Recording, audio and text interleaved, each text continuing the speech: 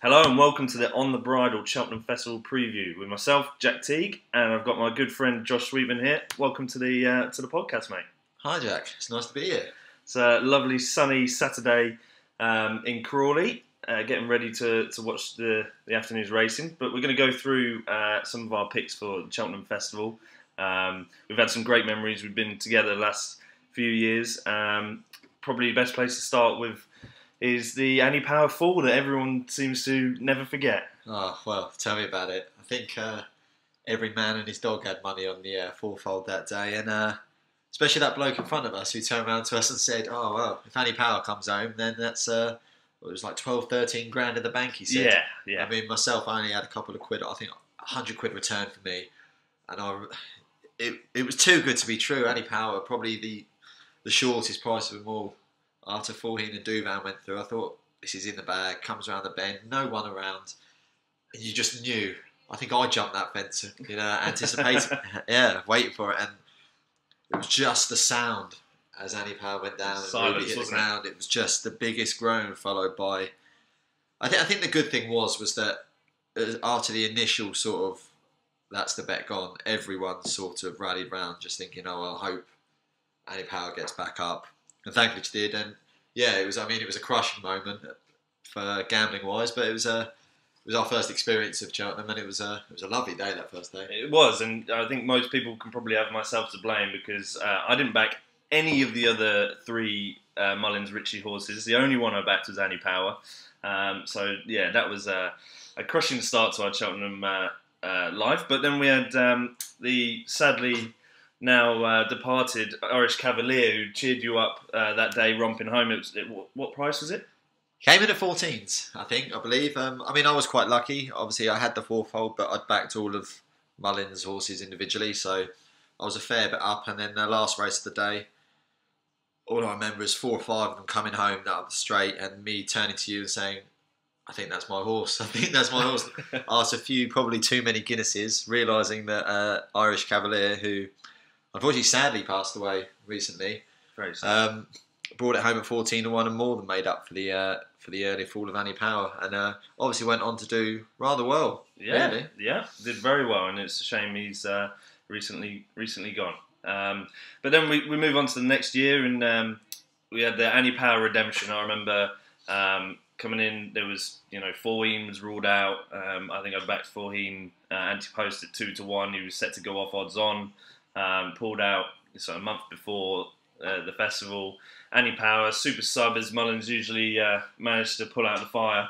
She won, and that completed what I think was a very nice fourfold of Altior, Vroom Vroom Mag, Annie Power, and Douvan. So that was a nice day, and I think the moment of that festival was coming down to the last. Annie Power in the lead again, and there was the same kind of silence this time. The anticipation of whether she was going to make it over and then romp up the hill, and she did. It was almost the equivalent of a 95th minute winner in a football match. It was the roar that went up. It mirrored the roar that you get at the start of the first race.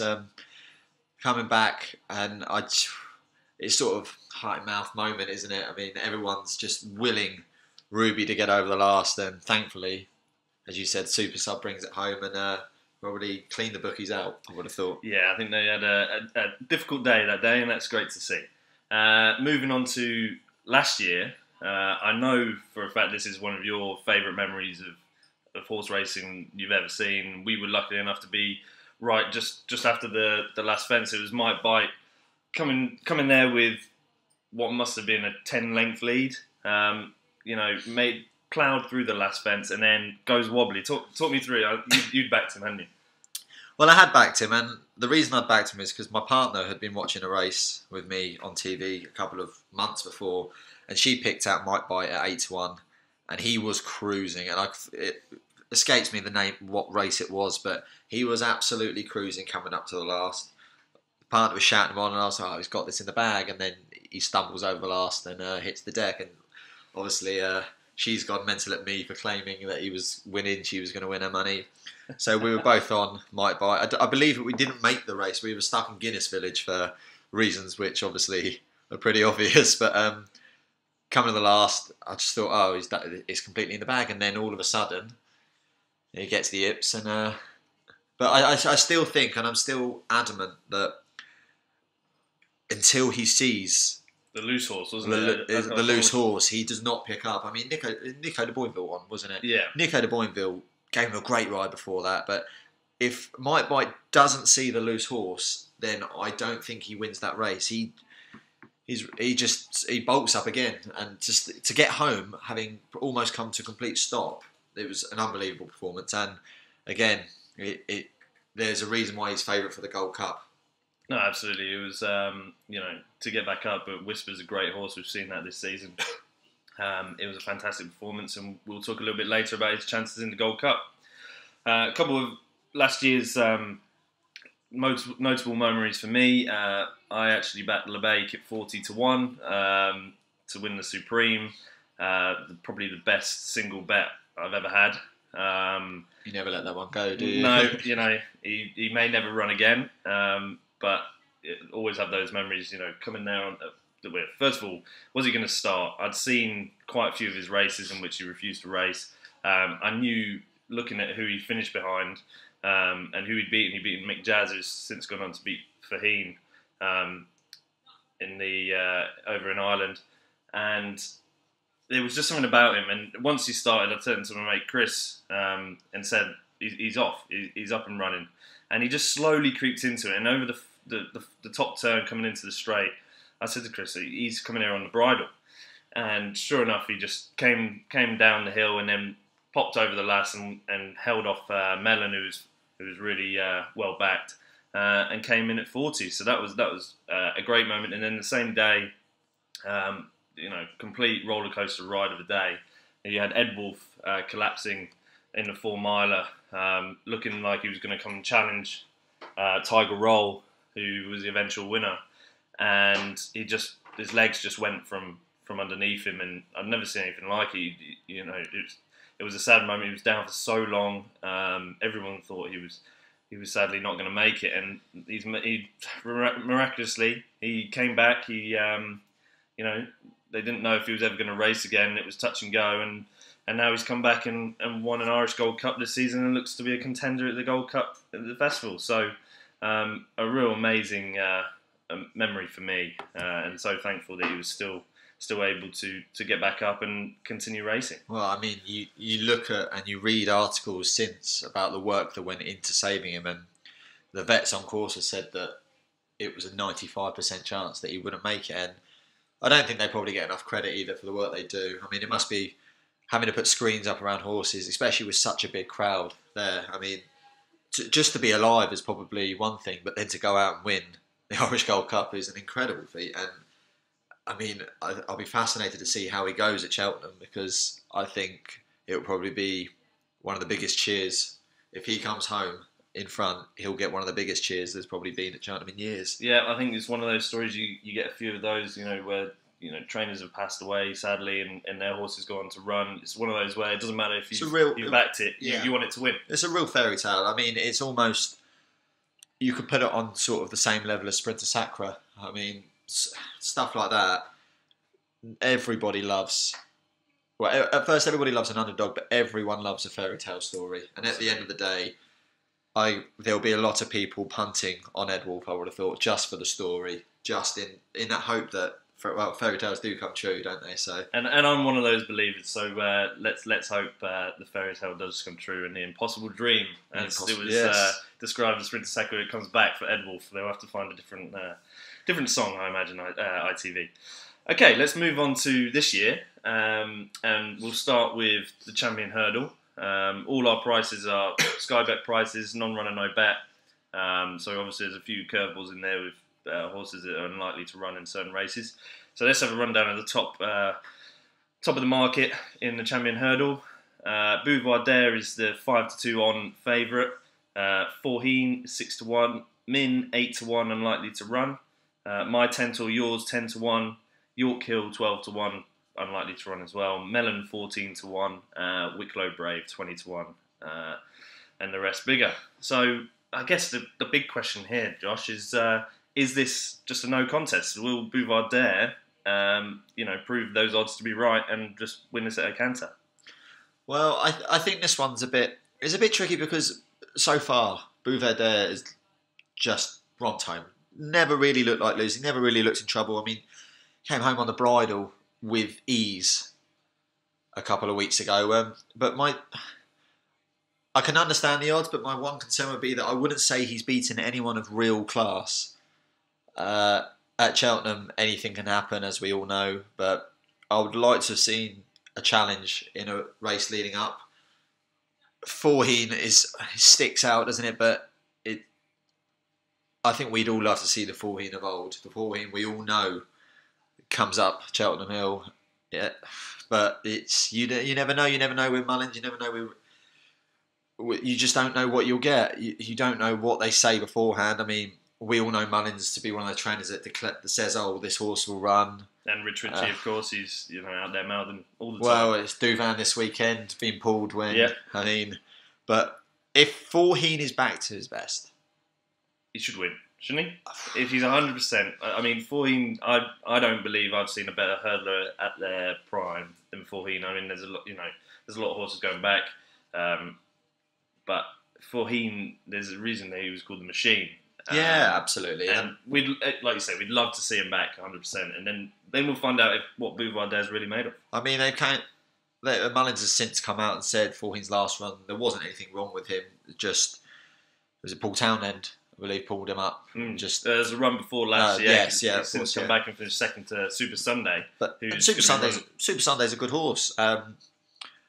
If he is back to his best, then as you say, there won't be many horses that could beat him, and we could all be in for one of the best competitions you've seen in a long time. But you just don't know. If Faugheen's not back to best, then there's one winner, and I can't. But it wouldn't again surprise me if an outsider beat Buveur there, but they'd have to be good on the day.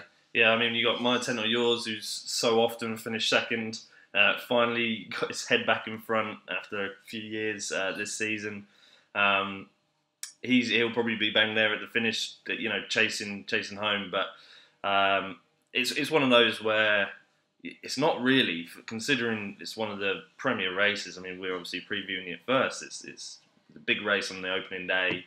The 2 mile top class division's not great at the moment. I mean, you've got Min in there who's not going to run, who's been going over fences as the third favourite. And then York Hill is in there as well. He's probably going to go to the stairs. So it's not a great division, and it's a shame because it's one. Over the last few years, it's been one of my favourite races. I'd go as far as saying this is the weakest it's been in a couple of years. Usually, you could reel off the top 3 or 4 that you might have a favourite. So it was Mellon last year was a favourite, I think. In the Supreme. The Supreme. Sorry, but Petit Mouchoir in there, Footpad. It goes to show a year's a long time. I can't remember which race is which, but I'd say it's probably one of the weak ones. And although Buveur probably deserves to be just about odds on, I'd say 2 to 5 is I wouldn't be putting my money on. If you gave me a pit full of cash to put on at 2 to 5, I wouldn't be risking it, in my opinion. But that's so we both agreed it's not really a bet at the moment in this until something unless something pops up, and it's more of a watching brief, which is a shame. I mean, hopefully we'll see Faugheen bounce back to his best, but we'll have to wait and see on that one. Moving on to Gold Cup, we've got the betting here. It's Might Bite 3 to 1, Native River 11 to 2 after his fine performance the other day.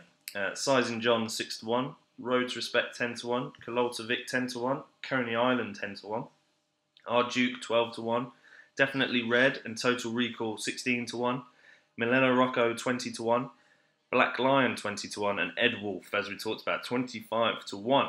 So, Might Bite, not been seen since the King George. Is he the one to beat? I think so. On all of his performances to date, even Cheltenham last year, where obviously he had that little wobble, but he's looked a horse of real class. And I mean, the King George, he's beaten some big names there as well. And I think with every run, he looks better and better. And this will be a real test.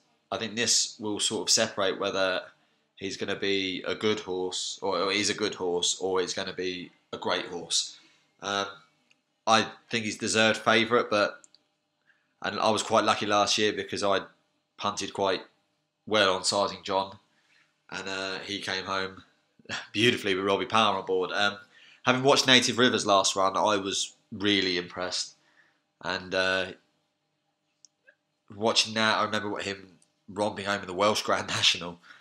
And if he's going to have the champion on, Dickie Johnson, then anything's possible. We all know how good Dickie is, but it could turn out to be a real good race. I think if they swing round and shoulder to shoulder might bite a Native River, then I think Native River will actually stay on and win it. But it will be where they are coming into that swing, I think. Well, that's the thing. You know, Native River's going to have to be scrubbed along. He likes a fight, and you don't want to get in a fight with him because the likelihood is he's going to pull out all the stops. The one question that everyone might ask is, will the better ground be against him in March? It was soft to heavy the other day when he beat Cloudy Dream really impressively on his return. We know he likes to grind it out. Will he be able to quicken with the likes of Mike Bite, Size and John when they come around that turn, like you say? That's going to be the question for me. He's a great horse to watch. And I hope he puts in a big performance. It's just whether, if we can keep having a bit of rain, then you never know. I think he's got more chance. Doesn't look like he's ever going to stop at the moment, does it? I mean, he's got every chance. I'd be interested to see, obviously we're recording this before the day's racing today. I'd be interested to see how Coney Island runs today. Yep. But there's some very good each way shouts in that race. So for me, I think definitely Red's a horse that at 16-1 is a very, very big price. Black Line as well, if you ran 20-1. Yeah, I mean, there's a lot of people saying that Black Line should not be going to the Grand National and could actually win the Gold Cup. And we'll see what happens with him. Obviously, he's running again today, top weight in the Grand National trial. So that'll be interesting. If you can win that top weight, that is a very impressive performance. But you've got to imagine if he wins today, wow. But there is plenty of each way value in this. I mean, if Manella Rocco decides to show up, then he's always a great each way price. It's road to respect. Again, it's going to be a very interesting race, and I'd probably say it's one of the ones everyone loves a Gold Cup. But it's probably on paper with who's entered, and it'd be interesting to see. But it's one of the most fascinating races for me, I think. And one for me that we talked about Ed Wolff. I will absolutely be backing him. Currently 25-1. Let's hope he makes it there. But he won the Irish Gold Cup in a thrilling finish. But it was Kalota Vic who you would definitely take out that race. He had that injury, incredible recovery. One of the races a few years back that he basically was down on his nose at the last, and Ruby picks him up, gets him across the line, having looked like he was beat. The commentator saying he's not going to get back up from there, and then he goes and does it. And he gets down to the last in the Irish Gold Cup, and he falls. It's a bit of a strange fall. He kind of screwed in the air, having looked like he cleared it nicely, and gave Townend no chance. I think it was Townend anyway. So he'd be, that was some good form right there. You had Arduke in behind, who was disappointing. Ed Wolff probably would have finished second. Outlander was there. I'd be interested to see, as one of the younger horses, whether he can do something along the lines of what Coneygree did, as a younger horse. We shall see. But that'll be interesting. I'll be back in Kalota Vic and Ed Wolff. But you like the top two, don't you? I like the top two. I mean, that's very sort of generic statement, but they are two horses of real class. And even Sergeant John, again, if he can perform like he did last year, then as I said, it could be an absolutely fascinating race. I don't think Kalota Vic would be 10-1 if he didn't go down in the Irish. I think you'd be looking around the 6s, the 7s. So yeah, I'm really looking forward to this race. Okay, let's move on to the Champion Chase. We've got betting at Altior 11-8 odds on favourite, Min 9-4, Douvan 4-1, Undershow 6-1, more than likely to go to the Ryanair. Politolog 7-1, Fox Norton 8-1, also probably likely to go to the Ryanair, and Greatfield 12-1, bigger bar. Again, there's a couple of races so far we've asked this question. If Altior turns up, properly fit, he looks like he will after his run the other day, which was incredibly impressive. Is it a case of how far does he win by? I think it is. I'd probably say that he is by far the best jumps horse in training at the moment. It's the the way that he accelerates, having run, and well, you and I both know we've seen him run, and it's something that just fascinates me. We both agreed that we think Min is incredibly overrated. I think 9 to 4 is a really short price for a horse that, for me, hasn't really proved much. You've got Douvan in there, who, again, Douvan at his best doesn't go off at 4 to 1, and probably gives Altior a hell of a ride. I mean, again, we're both huge fans of Politolog as well. So yeah, I mean, it'd be if Douvan turned up, which unfortunately, he wasn't declared when he said he was going to be declared this weekend, and I'm highly doubtful we'll see him at the festival. If he turned up, then that would be a race for the ages. Sadly, broke his pelvis in running in this last year, having gone off 4 to 1 on. We won't talk too much about that. But if he turned up, that would be a fantastic race. I do not think Min can beat Altior. Altior beat Min in the Supreme. Min lost to Simply Ned in the Stewards' Room earlier this season, then won again last time out when York Hill wasn't at the races. He hasn't beaten that much. I do think he's overrated. I think Politolog will beat Min. Obviously, Altior gave Politolog a bit of a thrashing the other day, but Politolog still ran well, and I'd certainly think Min's going to be a bit of a flop at the festival. But hopefully Douvan turns up, and then you've got Altior, Min, Douvan, Politolog. It'd be a fascinating race. I'm sure some of the old statesmen will be in there as well. Someone like Special Tiara, who's been disappointing this season. But if fit, does Ruby ride Douvan, or does... He's got to, hasn't he? Oh, I would have thought so. I mean, if you were Ruby... I mean, Townend won on Min as well last time, so they'd probably want to keep that partnership. I don't know. If it was me, Douvan all day long. Yeah, but Undershow then... Undershow... Ruby's used to winning on. Well, yeah, Undershow looks like he's going to the Ryanair. It's... So, but he's in there. Here's hoping that we get a Douvan, we get the Douvan that we all know and love, and it would be a real test for Altior. I still think he'd come out on top, but Douvan in his prime would give Altior one hell of a race. So, moving on to the Arkle, one race at the festival that looks really a top-class affair. We'll go through the betting. Footpad, evens. Petit Mouchoir, 4 to 1. St. Calvados, 6 to 1. Show Royale, 6 to 1. Brain Power, 10 to 1. And North Hill Harvey, 25 to 1. Again, we've got a short price favourite in Footpad. He's been foot perfect, excuse the pun, but he has this season. It's jumping phrases, haven't you?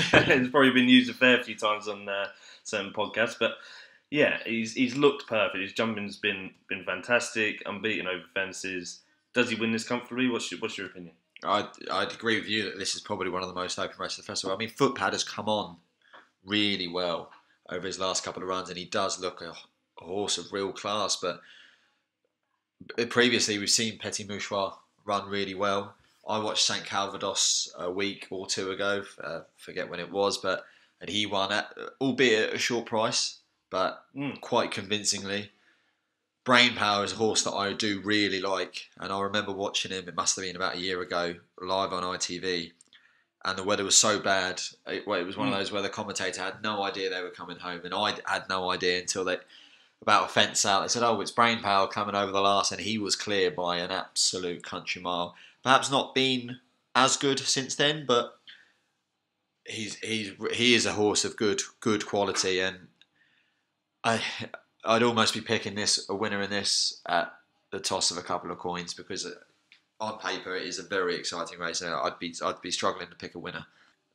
Footpad for me, he's been really impressive this season. He's done absolutely nothing wrong. He's won his races comfortably, barely even got off the bridle.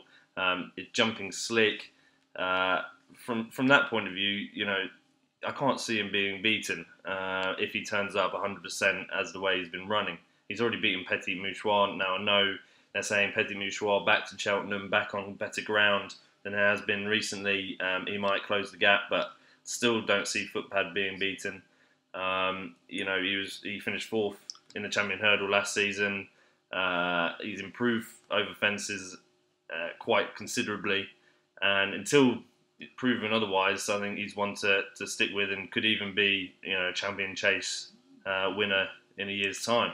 But we've got impressive competition from the UK, from England, and St Calvados at 6-1. I think it was the Warwick race you were talking about. He looks a real star. He smashed Phil Harvey. Yeah, he's a young horse, but he looks a real horse in the making, and it would be interesting to see. Might not win this, but interesting to see how he runs, because if he does run well, you can only see him going on to bigger and better things, and it would be really interesting to see how he goes. As you said, I think they'll want a better ground for Petit Mouchoir. As you said, Footpad's already beaten him, but, well, as you say, it is a really open race. I'm a huge fan of Brain Power, and I will be putting a few pennies on him. But Brain Power was given tough tests last time. Obviously, he fell at the final fence, went up against Undershow, looking like he was going to finish second. This will be, potentially easier. We know how Undershow jumps, and he's already proven to be a great horse over fences. Whereas these guys, this is their first Cheltenham Festival over fences, so it'll be interesting to see how they go. And like you say, it is open. One thing that I absolutely love about this race is that Simon Munir's horses will be running against each other in Footpad and Show Royale. Something we don't see that often with someone like Mullins and Ritchie. Well, we don't, and it's a brave sort of idea, and I like it, because at the end of the day, regular punters want to see the best horses going up against each other. And as you said, Mullins doesn't do it a lot, and you and I both. There's no doubt that Mullins is a quality trainer. Ritchie is They do what they do very well, but at the end of the day, they can be misleading, and you want to see horses of real class going up against each other. You don't want just an odds-on favourite that you know is probably going to walk the race. I mean, nothing's dead certain horse racing. You and I both know that. We've both come across. We both come across that plenty of times. But it's really good to see that at the end of the day, they're going to put each other head to head, and it'll be interesting. Let's put it that way. But I'm pleased. It's something that needs to happen more in jumps. Definitely. I mean, you don't see people not running the Olympics because one of their teammates is better than them and has more chance of winning, and you might scupper those. It doesn't happen. Want the best of the best to happen. You've seen it happen in Formula One as well, where people got upset when it was Schumacher and Barrichello Barrichello was letting Schumacher pass because he was going to win the championship. People want to see the best versus the best given a 100% chance, and who knows? Show Royal could rout them all, and then it'll be turning around saying, "Well, it's fantastic. This is what racing's missing when you don't do that." So let's hope they both run well. But it's going to be a very exciting race, and I'm looking forward to that on the opening day. Absolutely. So from one open race to another, we've got the Ryanair next, and betting is Undershow 5-2 favourite, Top Notch 9-2, who runs today. Min 4-1, unlikely to run here. Douvan 4-1, also unlikely to run here. Fox Norton 5-1, Waiting Patiently 6-1, Coney Island 7-1, York Hill 8-1, and Balco de Floss 10-1. Undershow, we've seen him time and time again win his races like an absolute machine. Does he come back and do the business again this year? He went off about halfway round last year like an absolute train and was unstoppable on the quick round. Well, we all thought that at some point he had to come back to the rest of the field, and he never did. It was a hell of a ride, and that really sort of set the benchmark. It was one of the best sort of Cheltenham performances I've ever seen, and to go away like that and to not fade. If he turns up half that horse this year, then I can't see anyone. It is an open race, but if he brings that to the table, or even half that to the table, he's going to be a hell of a task to beat. I mean, we've got it down at Fox Norton. The same as there's plenty in this list that on their day are superb horses and are a real challenge for anyone, but it is very much a case of will they turn up? If they turn up, then it's going to be a hell of a race. But there's a lot of inconsistency in this field, and it'll be interesting to see how the ground is. I mean, as we said, we've had a lot of bad weather recently. Hopefully, the sun's going to come out like it is today. But I'd be interested to see how Fox Norton runs. But I at 5-2, I think Undershow is a very good price. There's a lot of these that will run this afternoon. Coney Island, top notch. Waiting patiently is probably the one in there. Yeah. You know, he's going to shorten if he wins today. He's favourite today. He beat Politolog last season. 6-1 at the moment. 6-1 for the Ryanair at the moment. Yeah. He wins today. I'd be looking shortens. at 7-2. Yeah, he'll be up there. He's the one that could continue to step up, do a similar thing to what Politolog's done. He's had less runs, but he looks like a potential star, and it'll be interesting to see how he goes. Top notch. I'm not going to say what everyone says about him. It's the most annoying phrase when they turn around and say, "For a small lad, he jumps well." It doesn't matter how big he is. Well, he does though. But it's just like every time you talk about top notch, you have to mention how small he is. And here I am doing it again because it annoys me. Well, it annoys me.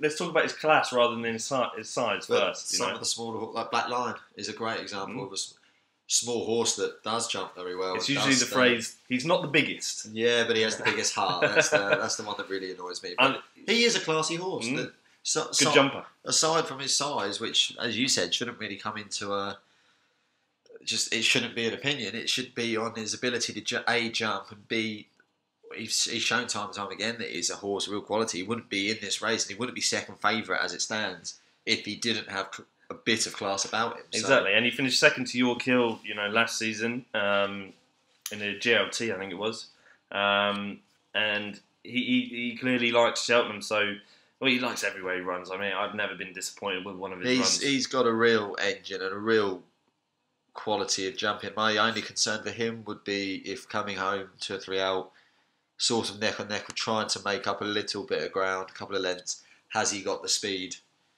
to pull back, sort of reel them in, which I don't think he does. But we'll see. If he jumps well and he can sort of take to the front, then his stamina could keep going away. But it's whether he's got that speed to sort of bring the others in or take him away, which is my only concern.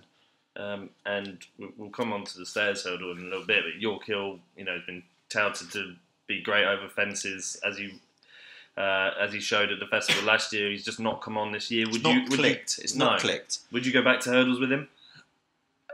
I think it's a tough one.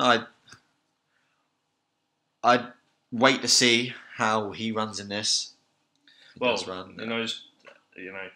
mean, if he runs well, then there's no reason why to do it. He may not even turn up. He's had such a bad season. Exactly. You might put him away. It's a shame because going off last year, you thought, well, this horse is really going to push on, but it's just not clicked, and it's a real shame. But it wouldn't surprise me if he goes back, but we'll have to wait and see. So Undershow for you, and yes, I think we're both agreed on that. Yeah, he's proven. So until disproved, we'll stick with him.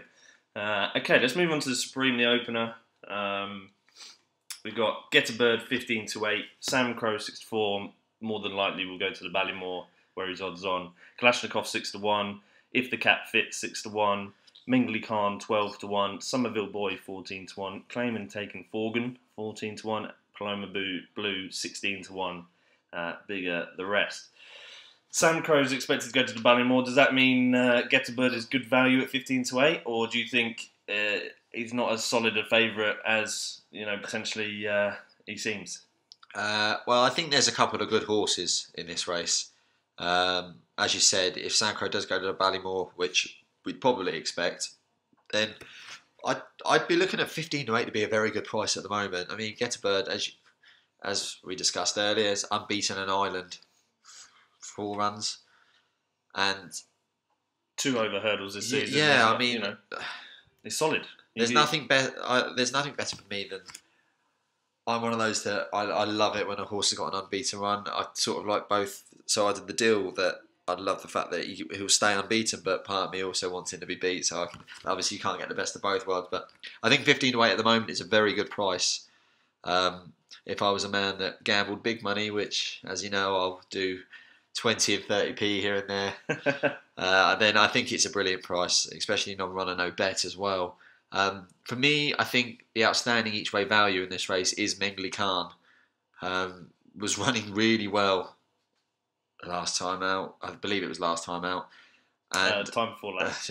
Always again, I'm always missing the race in between. But he finished second to Getabird last time out. And the race before, which Whiskey Sour went on to win, when you had Sharjah and Real Steel fell at the last, and Whiskey Sour sort of came from that. Jumped outside. But Mengli Khan, who looked comfortable all race, just decided that he jumped sideways and had a horrific. And you kind of get that with some of these horses that he was a flat horse, gone to Ireland and been put over hurdles, and you kind of get that a little bit with some of them. They're not been trained for that their whole lives, so they're still getting used to it, and you're going to get those few quirks here and there. But I think 12-1, like you say, it's good value.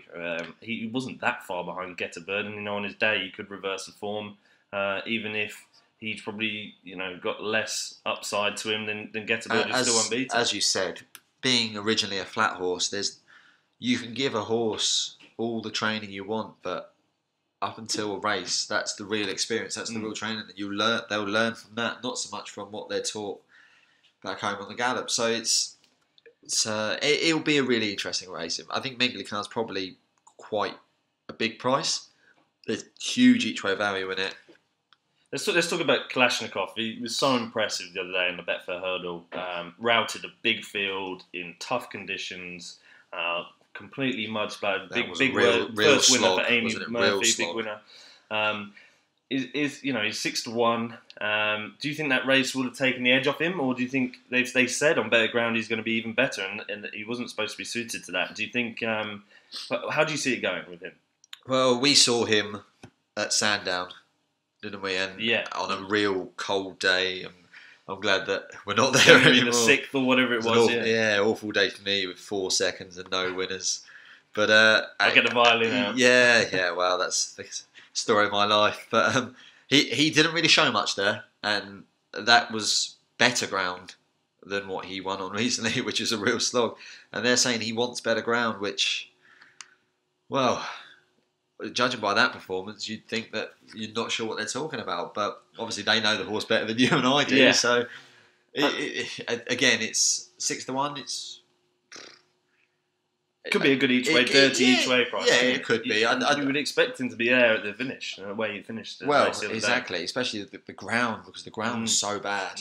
But he'd be won it. But if it was raining, then I know they're saying they want the better ground, but he'd be one that you'd be looking at backing at 6. Even if he went out, if they're saying he wants a better ground and it rains heavily, his price would probably go out, and he's well worth taking a punt on. If he goes out to 8s on a real hard, like soft ground, which he absolutely, as you said, obliterated the field the other day, then again he could be brilliant value. But you said he was slightly disappointing when we saw him, but again, you don't want to take anything away from Somerville Boy, who beat him fair and square, and he's more than double the price at 14-1 for this race. So there could be a bit of value there. One for me is Paloma Blue at 16-1. Ran behind Samcro over 2 miles. Was keen early on. Really fought for his head. Got to the front, and he was travelling really well until the sort of last few furlongs when Samcro got away from him, and he couldn't keep up the pace. Now at a slower gallop, he might improve for that. Okay, let's look at the Ballymore. Samcro, we talked about a little bit just a second ago, but Samcro's 6-4 on favourite. On the blind side, 9-2. Next Destination, 9-2. Getabird 5-1. Duke de Geneva 12-1. Black Op 14-1. Again, odds on favourite here. Samcro has been so impressive. Dropped back to 2 miles last time and absolutely destroyed the field in Ireland. Does he win this, and how far? I think he does. I mean, there's nothing that suggested that he's been brilliant so far. I mean, you and I both know, we both talked about him a lot. I can't see anything beating him, and I'm surprised that he's not a shorter price. So there's not much in the way of opposition for me. And as you said, On the blind side is probably the best hope for England, but for me, no. I think Samcro runs away with this, absolutely. I would completely agree. One of the most impressive performances in a long time. And, there's people saying could he go and win the Champion Hurdle if he got entered. So this he obviously won't run there, but hopefully he should win this well and go on to better things. Okay, finally the Stayers Hurdle, another open race. Super Sunday 3-1, Apples Jade 3-1, unlikely to run, which is unfortunate. Sam Spinner 4-1, Yanworth 7-1, Penhill 8-1, Lammy Surge 10-1. You know what I mean, Harry 11-1, and Bacardi's 12-1. Super Sunday beat Faugheen over 2 miles last time, but lost to Apples Jade over 3 earlier. Does he have what it takes going back to 3 miles? And do you think Apples Jade should run here rather than the Mayor's Hurdle? I'm quite happy that Apples Jade is running in this. I mean, I think she'd probably win in the Mayor's Hurdle. It's a bit of an opinion, but Super Sunday is a horse that I've backed a few times, and is a horse of good quality. But probably have Robbie Power on board, a jockey that I'm a big fan of. And as you said, beat Faugheen over 2 miles. But again, it's not Faugheen probably in his finest form. But if you're beating a horse of Faugheen's class, regardless of what Faugheen turns up, then you've got a bit of quality about you. And I think it will be a very open race. I mean, as you said, you mentioned Sam Spinner before at 4-1. It's a very close field in the betting. Sam Spinner for me would be the one. I think he's underrated. He routed a good field in a long walk hurdle at Ascot. 4-1. I think if he was trained by someone like Willie Mullins, you'd be looking at odds on. Well, maybe not odds on, but a short price favourite. And he'd be the one I'd back. Ran 2 really nice races the last 2 times. And then you've got Yanworth. I mean, Alan King said he's unlikely to run in the JLT, hinting that he'll be going for the Stayers Hurdle. Would you back him over hurdles? Not for me, but that's probably just a personal opinion. So, and Lammy Surgeon, you know what I mean, Harry, you put down here is, the 2 to look out for. You think it's an open race and you can back someone with a bit of a price. I mean, we've seen what I mean, Harry's done before. I mean, it might not be of the same quality of the sort of horses that Super Sunday and Apples Jade, but he knows how to win. Lammy Surge, if he's performing on his day, then we'll be right up there. And I think each way value at 10s and 11s, it's good prices, and it's well worth a punt each way. Okay, so that's our rundown of the top races. Let's just give our naps, our flops, and our outsiders. So, Josh, go with your nap of the festival, if you wouldn't mind. Well, I think it's pretty obvious that Altior for me. I know it's picking a short price, but I can't see anything beating Altior at the moment. I'd like to throw into the ring that there is no doubt if I had a second nap, that Ruby Walsh to win on all the horses that I don't back, and Ruby Walsh to lose or fall on all the horses that I do back on Mullins is probably even more of a certainty than Altior. Well, I've got a short price treble with Footpad, Samcro and Altior. I don't think any of those will be beaten. You're not going to, win a fortune with those unless you put a lot on. But I don't see Douvan turning up, and Altior will beat Min. Samcro's a level above, and Footpad won't put a foot wrong. Flop of the festival, I think we're both agreed in this. We think Min, we'd probably lay Min for a place, probably. Yeah, well, against Altior. I think Min is a really overrated horse. So it'd be interesting to see how it goes, but I think we're both agreed that we're not Min's fans. No. And watch us have to go back on our word when he routes Altior by 10 lengths. Absolutely. And one outsider of the festival, I've talked briefly about this horse, but Paloma Blue for me, if he settles better, I think he could put in a big performance and each way price. And an outsider for me, I think 10-1 is a bit of a bigger price, but Brain Power, I think, is a horse of good quality and could be a bit of a shock of the festival. Well, thank you very much, Josh. Thanks for joining me. It's a pleasure. And look forward to seeing what happens at the Cheltenham Festival in March. So enjoy, bet responsibly, and don't blame us for anything that goes wrong over the week. But take care. Thanks very much.